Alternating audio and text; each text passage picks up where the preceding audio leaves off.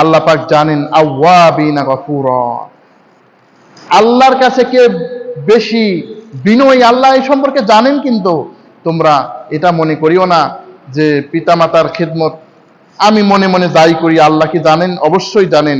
ওয়া নাহনু আকরাবু ইলাইহি মিন হাবলিল ওয়ারিদ, সূরা কফ। এই সূরা কফের 16 নম্বর আয়াতে বলছেন, পবিত্র কোরআনের 50তম সূরা, এই সূরা কফের 16 নম্বর আয়াতে বলছেন যে ওয়া নাহনু আকরাবু ইলাইহি মিন হাবলিল ওয়ারিদ, বান্দা তুমি তোমার শাহরগের চাইতেও মনে রাখো যে আমি তোমার নিকটবর্তী। সুবহানাল্লাহ, আল্লাহ সব জানেন, সুতরাং আল্লাহকে ফাঁকি দেওয়ার কোনো উপায় নাই। আল্লাহ পাক কোরআন কারীমে কত জায়গায় মাতা পিতার প্রতি ইহসানের কথা বলছেন। সূরা আল বাকারা, পবিত্র কোরআন কারীমের 2 নম্বর সূরা, এই সূরার 83 নম্বর আয়াতে আল্লাহ পাক বলছেন وَإِذْ أَخَذْنَا مِيثَاقَ بَنِي إِسْرَائِيلَ لَا تَعْبُدُونَ إِلَّا اللَّهَ وَبِالْوَالِدَيْنِ إِحْسَانًا, বনি ইসরাঈলদের নিকট থেকে আল্লাহ অঙ্গীকার নিয়েছেন যে তোমরা আল্লাহর ইবাদত করবে, আল্লাহ ছাড়া আর কারো ইবাদত তো করবেই না, পিতামাতার সাথেও তোমরা ভালো ব্যবহার করবে। অন্যত্র সূরা নিসার 36 নম্বর আয়াত, পবিত্র কোরআনে কারীমের 4th সূরা, এই সূরা নিসার 36 নম্বর আয়াতে বলেন ওয়াবুদুল্লাহ ওয়া লা তুশরিকু বিহি শাইআ ওয়া বিল ওয়ালিদাইনি ইহসানা, তোমরা আল্লাহ তাআলার ইবাদত করতে থাকো, কারো সাথে আল্লাহকে শরীক করিও না, আল্লাহর সাথে কাউকে মিলাইও না, আল্লাহর সাথে কোনো দেব দেবীকেও মিলাবে না, যেমন তেমন প্রতিমাকেও মিলাবে না। অনুরূপভাবে কোনো কবর, তা জিন্দা হোক মরা হোক, কোনো কবরকেও শরীক করবে না। আর আল্লাহ পাক বলছেন যে তোমরা পিতামাতার সাথে বড় ভালো ব্যবহার করবে। সূরা আনআমের মধ্যে 151 নম্বর আয়াতে আল্লাহ পাক বলছেন, পবিত্র কোরআন কারীমের 6 নম্বর সূরা 151 নম্বর আয়াতে আল্লাহ পাক বলছেন قُلْ تَعَالَوْا أَتْلُ مَا حَرَّمَ رَبُّكُمْ عَلَيْكُمْ أَلَّا تُشْرِكُوا بِهِ شَيْئًا وَبِالْوَالِدَيْنِ إِحْسَانًا, আল্লাহ পাক রব্বুল আলামিন বলছেন, এসো আমি তোমাদেরকে তিলাওয়াত করে শোনাই আল্লাহ তোমাদের জন্য কি হারাম করেছেন। 10টি কাজ আল্লাহ পাক হারাম করেছেন, তার মধ্যে একটা হচ্ছে আল্লাহর সাথে তোমরা কাউকে শরীক করবে না, আর তোমাদের পিতামাতার সাথে ভালো আচরণ করবে। এবারে আল্লাহ পাক রব্বুল আলামিন এবারে গুরুত্বপূর্ণ একটা ব্যাপার মা সম্পর্কে বর্ণনা করছেন। মায়ের সাথে কি আচরণ করতে হবে এই সম্পর্কে বর্ণনা করছেন। ওয়াওয়াসাইনাল ইনসানা বিওয়ালিদাইহি ইহসানা, আল্লাহ পাক বলছেন যে আল্লাহ পাক পৃথিবীর মানব জাতিকে নির্দেশ দিচ্ছেন তারা যেন নিজেদের পিতামাতার সাথে সদ আচরণ করে, ভালো আচরণ করে। আল্লাহ পাক নিজে নির্দেশ দিচ্ছেন যে তারা যেন তাদের পিতামাতার সাথে ভালো আচরণ করে। ওয়াওয়াসাইনাল ইনসানা বিওয়ালিদাইহি ইহসানা হামালাতহু উম্মুহু কুরহা ওয়া ওয়াদাআতহু কুরহা, কারণ কি জানো, তার মা তাকে গর্ভধারণ করেছে, অত্যন্ত কষ্টে তাকে বহন করেছে।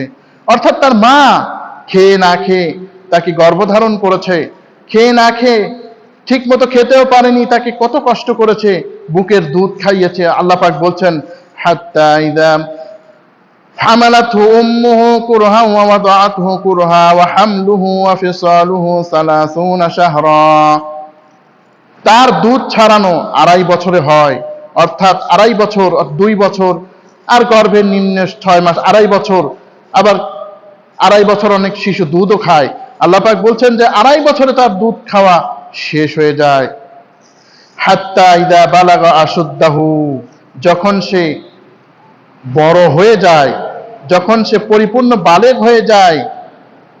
আর 40 সানা, যখন সে 40 বছর হয়ে যায়, তখন সে বলে, এই দোয়াটি পড়া, উলামায়ে কেরাম বলছেন এই দোয়াটি পড়া খুব ভালো। রব্বি আউজি'নি আন আশকুরা নি'মাতাকা আল্লাতী আন'আমতা আলাইয়া ওয়া আলা ওয়ালিদাইয়া ওয়া আন আ'মালা সালিহান তারদা ওয়া আসলিহ লি ফি যুররিয়াতি ইন্নী তুবতু ইলাইকা ওয়া ইন্নী মিনাল মুসলিমিন। উলামায়ে কেরাম বলেছেন এই দোয়াটি যাদের বয়স 40 হতে শুরু করে অথবা 40 হয় না, এই অবস্থায় এই দোয়াটি করা ভালো, যে আল্লাহর কাছে দোয়া করা যে রব্বি আউজি'নি আন আশকুরা নি'মাতাকা আল্লাতী, আল্লাহ আপনার যে কত নিয়ামত, এই নিয়ামতের শুকরিয়া আদায় করার তৌফিক আপনি দান করেন, যা আমাকে আপনি দান দিয়েছেন। আল্লাহ এই নিয়ামতের শুকর কিভাবে আদায় করতে হয় আমি তো জানি না, আল্লাহ আপনি এই নিয়ামতের শুকরগুজার আমাকে করার তৌফিক দান করেন। এরপরে আল্লাহ পাক বলছেন যে আমার পিতামাতাকে আপনি দোয়া করতে বলছেন। আল্লাহ পাক আমার পিতামাতাকে আপনি যে নিয়ামত দান করেছেন ওই নিয়ামত আদায় করারও তৌফিক দান করে দেন। এইভাবে করে ওয়ান আমালা সালিহান, আর আমাকে এমন আমল করার তৌফিক দান করেন যে আমল করলে আপনি খুশি হবেন। সুতরাং আমি আপনার কাছে তওবা করছি, আর আমি মুসলমানদের একজন। এই দোয়াটি পড়া সুন্নত, যাদের সন্তান আছে এই 40 বছরের আগে এই দোয়াটি পড়া ভালো। তো আমরা পিতামাতার অনেক ফজিলত শুনলাম কোরআনের দৃষ্টিতে, আসলে হাদিসেও অনেক ফজিলতের কথা আসছে। আমরা অত দীর্ঘ করতে চাই না। আমরা যদি সঠিকভাবে বুঝতে চাই আল্লাহ তাআলার এই কোরআনের আয়াতগুলি যথেষ্ট হয়।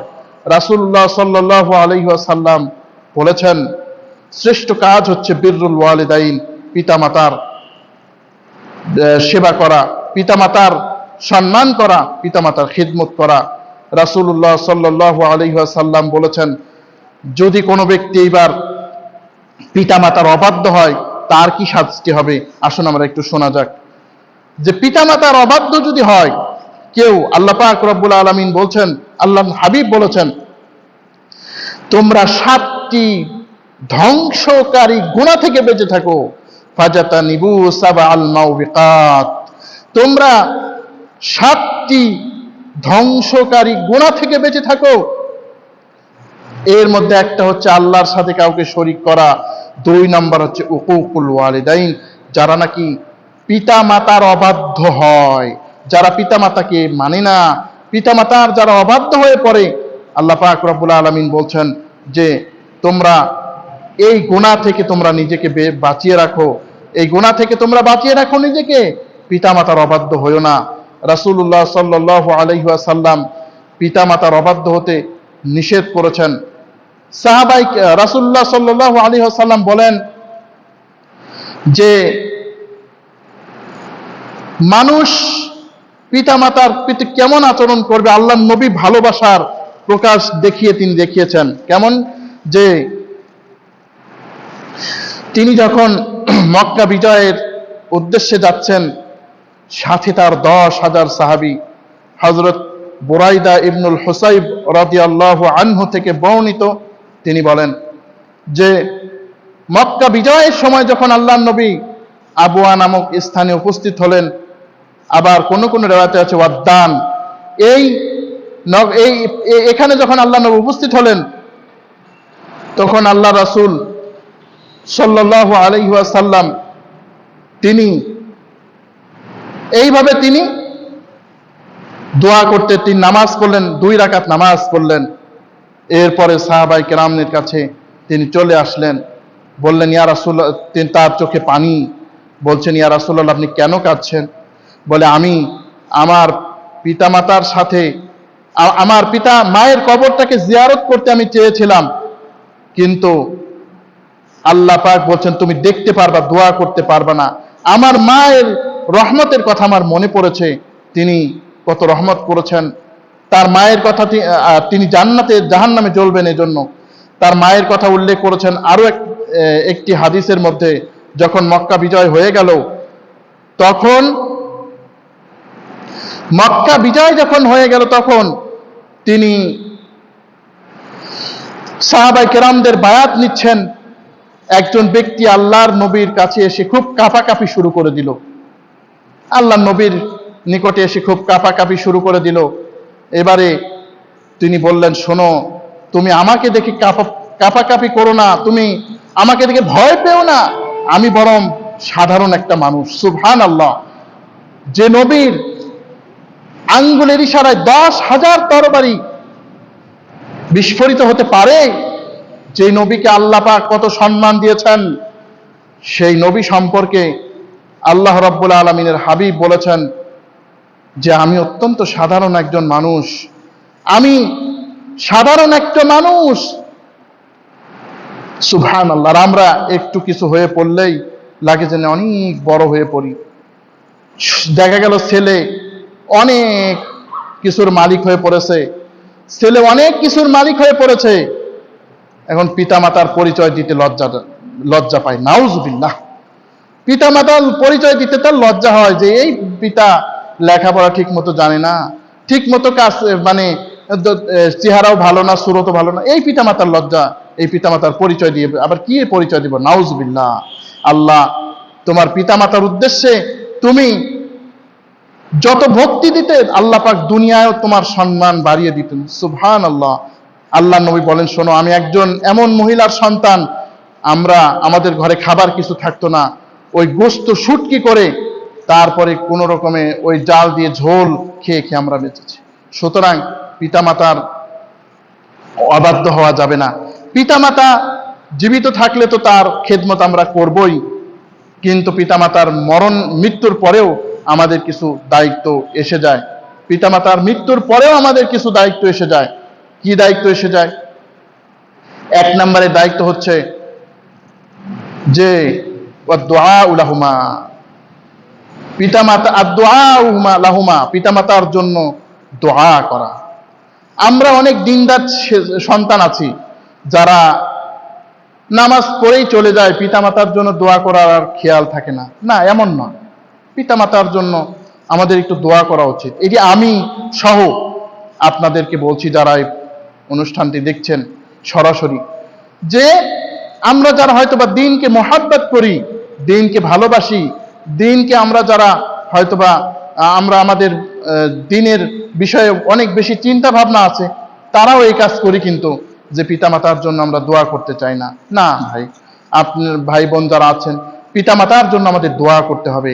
আল ইস্তিগফার লাহুমা, পিতামাতার জন্য ইস্তিগফার করতে হবে, পিতামাতার জন্য ক্ষমা প্রার্থনা করতে হবে। পিতামাতাই কিন্তু আমাদের জন্য কাজ করতে করতে অনেক সময় নামাজকে মিস করে ফেলেছেন, নামাজ কাজা হয়ে গেছে, অনেকেই নামাজও পড়তে পারে নাই। অনেক পিতামাতা তো আমাদের জন্য না বুঝে সম্পদ জমা করতে করতে মিথ্যা হারাম ঘুষের সাথেও জড়িত হয়ে গেছে। এখন ওই পিতামাতা কেমন আছে তার জন্য একটু দোয়া করা, ওই পিতামাতার জন্য একটু মহাব্বত করা, ইস্তিগফার করা আমাদের কিন্তু দায়িত্ব। এজন্য আমরা যখনই নামাজ পড়ব, সময় যখন আমরা পাবো, আমরা দোয়া করব, রব্বিরহামহুমা কামা রব্বায়ানি সগীরা রব্বিগফিরলি ওয়া লিওয়ালিদাইয়া ওয়া লিল মুমিনিনা ইয়াওমা ইয়াকুমুল হিসাব। এইভাবে করে আমরা বেশি বেশি করে আমরা দোয়া করব, পিতামাতার জন্য ইস্তিগফার করব। ওয়া ইকরামু সাদিকিহিমা, অর্থাৎ পিতামাতার যারা বাবার যারা দেখা গেল যে বন্ধু আছে, তাদেরকে আমরা সম্মান করব। মায়ের যারা বান্ধবী আছে তাদেরকে আমরা সম্মান করব, যারা মুরব্বিয়ানে কেরাম, যারা আপনার যে লোকটা হয়তো বা আপনার পিতা থাকতে আপনাদের বাড়ি আসতো, কিন্তু দেখা গেল এখন তিনি মারা গেছেন, এখন আর আসতে পারে না, আপনি তাকে একটু আদর করেন, তার সাথে একটু ভালো মহাব্বত রাখেন, তাকে কিছু পারলে হাদিয়া দেন, তার জন্য দোয়া করেন, খোঁজ নেন। এটাও কিন্তু পিতামাতার জন্য একটা বিরাট আপনার কাজ হয়ে যাবে। হয়তোবা মায়ের ঘনিষ্ঠ একজন সাথী ছিল, সে আপনার মা থাকতে হয়তোবা আপনার বাড়ি যাওয়া আসা করত, কিন্তু দেখা গেল মায়ের মৃত্যুর পরে সে আর এখানে আসে না, কারণ তার তো আর প্রয়োজন নয়। আপনি পর্দার সাথে তার সাথে একটু ভালো আচরণ করেন, আপনার স্ত্রীকে দিয়ে কিছু উপহার পাঠিয়ে দেন, এইভাবে তাদের খোঁজ খবর রাখা। কিভাবে খোঁজ খবর রাখতেন? সাহাবী হযরত আব্দুল্লাহ ইবনে ওমর রাদিয়াল্লাহু তাআলা আনহু থেকে বর্ণিত হয়েছে, তিনি একদিন একটা স্থানে যাচ্ছিলেন উটে চড়ে, একজন বেদুইন, গ্রাম্য বেদুইন, কিচ্ছু বোঝে না, লেখাপড়া জানে না, আদব কায়দা জানে না, কিচ্ছু জানে না। আব্দুল্লাহ ইবনে ওমর তাকে দেখে দাঁড়িয়ে গেলেন, তার সাথে কথা বললেন, এরপরে কি করলেন? তার যে পাগড়ি ছিল দিয়ে দিলেন, উটটিও দিয়ে দিলেন। আল্লাহু আকবার। তার যারা ছাত্র ছিল বললেন, উস্তাদ, এ কি করলেন আপনি? ওদেরকে অল্প দিলেই তো যথেষ্ট,